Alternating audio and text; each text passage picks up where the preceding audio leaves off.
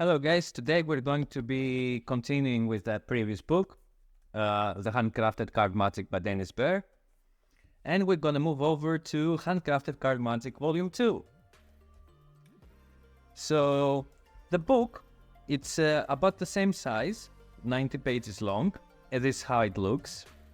And it follows the theme of the previous books. In Handcrafted Card Magic, we talk about getting back into mem deck. After finishing a trick, there were many formulas and tips on how to do that, and the theme continues along with this book, but not quite as much. This book mostly has a heavy side of hand tricks, and some of them actually bother to go into explaining how to get them in mem deck work. Okay, so I'm not going to talk about the author today because I did this in the previous video. However, I'm going to put the links for the Conjuring Archive. He's a creator. I'm going to leave it down below. If you want to check it out, it is, I will say it again. It is a site where you can search about everything magic book related. Now, let's take a look at the book together.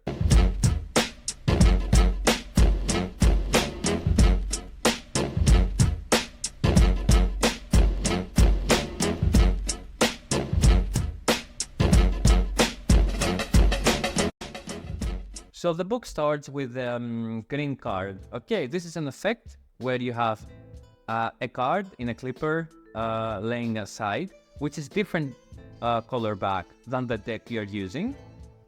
And someone selects a card freely, signs a card, the card comes on top 2 times, and the third time the trick fails, it's not on top. The signed card is actually the card that was left over from the beginning with a different color back, which is a bit confusing.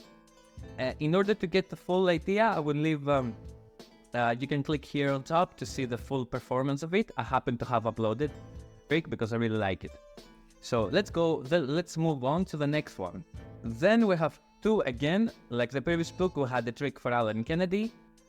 This time we have 2 tricks, 2 different variations. The main difference is this is fully improv too, this 2, but the other one in the Handcrafted Card Magic wasn't. However, both of them are very strong. They pretty much feel the same as an effect. They're just 2 different methods. Okay, basically that's it. And you can see from the pictures that the first one has like cards sticking out from a spread. The other one has from a fan, cards sticking out from a fan. In the second variation, you actually do a sender deal. Okay. So it's a pseudo sender deal demonstration, which you actually do a sender deal, which is kind of weird. And so far I have noticed that the theme with tricks for Alan Kennedy continues throughout the book. So probably when we finish the series, do also the third volume. I might do a trick for Alan Kennedy. Just pick my favorite because it has many and go for it. Just to show you one more trick from the books. Then we have the next chapter, Home Again. This is a reference to the previous book, how to get back to your mem deck. Okay, this is another way. And it involves a chaotic chaos cut. Which is, I'm gonna post that, so see how many times I take a cut. And nothing is getting shuffled. But you can use that to actually cut cards and put cards that you have used back in as a tool to replace some misplaced cards back to your stack, which I think is pretty cool. Then we have Messi, the director shuffle. This trick is basically a triumph routine, which he has made alongside Pete Hartling. Yeah, I hope I pronounced the name correctly. Pete Hartling is known for card fictions and memorandum, 2 other books that I happen to have, maybe we review it at some point. And he has a very, very similar trick, almost identical in his books. It makes sense because I make it together. And what you should expect from this triumph effect? Basically, it's a very realistic picture of a shuffle deck. That's, I think, the main power of this trick, and real shuffles, because it involves a bit of pharaoh. It also covers, as the previous book, a way to get back into mem deck if you were in mem deck before that trick. So you can see here from the picture. Topic. which is another great effect. Stop it, it's a triple prediction. Okay, you have a piece of paper. You write the first card that the spectator is gonna stop to. Okay, the spectator is actually dealing cards. He can stop whenever he or she likes. And the first prediction is correct. Then we move to the second one, and then the third phase, the third one. All three phases negate each other. You know, the second phase negates the first one, the third phase negates the second one. So it uses the step ahead principle, which is awesome, and it could actually be examined at the end, even though it shouldn't at first glance, but it can be. It gives you tips and tricks for that. Then we have any card at any number. This one you can find in Mnemonica, but it's just a variation of a very classic 2-deck icon. One that you use to force a card and a number, and the other deck that you are not touching at all, which is a classic for those who do mem deck. I have a video of that, doing it for people. Maybe I'll upload it at some point. Or maybe I will save it for Mnemonica, to be honest. But this is a similar effect, but it differs in method. Okay, that's what I can say without giving the trick away. Then we have a little cool palm-to-palm transfer. I'm gonna just show it here as a picture, how it's supposed to look like. I don't know how to do it.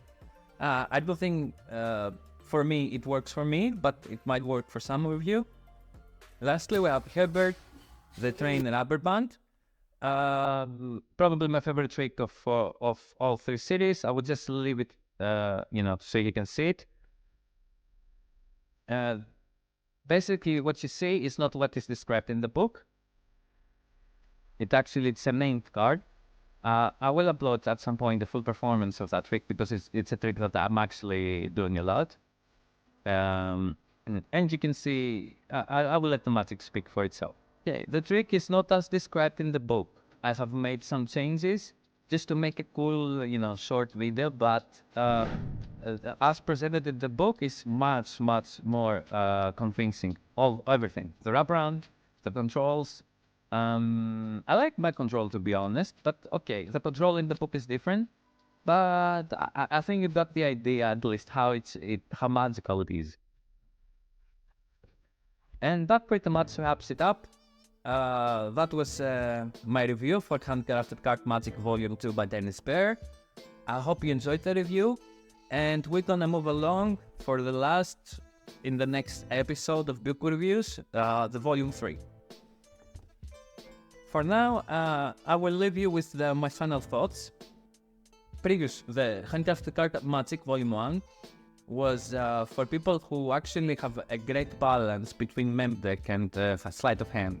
This is more sleight of hand oriented, without neglecting the mem deck, of course, but it feels like the mem working here is supplementary, not the main point. It's supplementary to the sleight of hand within the book.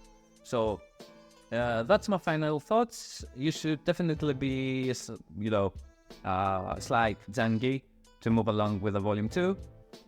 I hope you liked the review, and I hope you find it useful. And I really wish to see you here in my next one, which will be, as I said, the green book. So, have a nice day. Cheers.